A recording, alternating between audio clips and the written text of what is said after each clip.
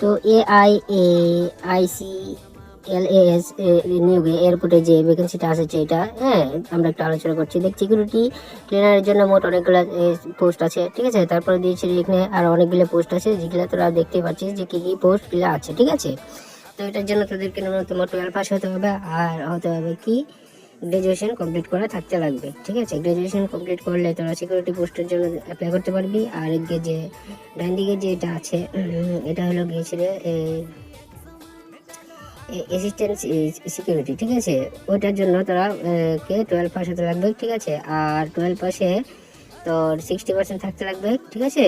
আর ওইদিকে SC/ST দিয়ে লাগিন 55% থাকতে লাগবে। তাহলে এই কোয়ালিফিকেশনগুলো যদি থাকে তোদের থাকে, তাহলে তোরা AICLAS নিয়োগে যে 2026-এ যে ভ্যাকেন্সিটা বাইরেছে ওইটা লাগিন তোরা অ্যাপ্লাই করতে, হ্যাঁ, পারবি, ঠিক আছে। এটা যে বয়সের সীমা দেওয়া হয়েছে, হ্যাঁ, 27 বছর। আর আবেদন করার যে স্টার্ট হবে, এটা তো স্ক্রিনটা দেখতে পাচ্ছি যে কবে এটা স্টার্ট হবে, হ্যাঁ, ঠিক আছে। বেতনটা মোটামুটি তোর যারা এই বাম দিকেরটাই করবি ওটা লেগে বেতনটা তোরা দেখতে পাচ্ছিস কত, হ্যাঁ, 15,000 30,000 টাকার মতন প্রায়। আর ডান দিকেরটা তোর 25,000 তো দেখতেই পাচ্ছিস কত, ঠিক আছে।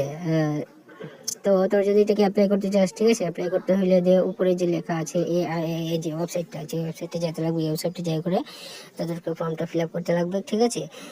আর ওই ওয়েবসাইটে গেলে তোরা সব কিছু পেয়ে যাবি, যেখানে সব পুরো ডিটেলস দেওয়া থাকে, ঠিক আছে। আর নাইলে আমি এটার যে ভিডিও ডেসক্রিপশনে আমি তোদেরকে লিঙ্কটা দিয়ে দিব, যে লিঙ্কটা তোরা ক্লিক করলে, হ্যাঁ, সোজা চলে যাবি ওই যে তোর যে লিঙ্কটা আছে, যেখানে মানে ফর্মটা ফিল আপ করতে লাগে, ঠিক আছে। তোরা যারা মানে 12 পাস করেছিস, গ্রাজুয়েশন কমপ্লিট করে আছিস, যে এয়ারপোর্টে যদি ভ্যাকেন্সিটা লাগে অ্যাপ্লাই করতে চাই, তাহলে অ্যাপ্লাই করতে পারে। সেটা আগরতলা এয়ারপোর্ট, ঠিক আছে, AICLAS, ঠিক আছে। এটা তরফে বাইরে হয়ে যায়। ধন্যবাদ।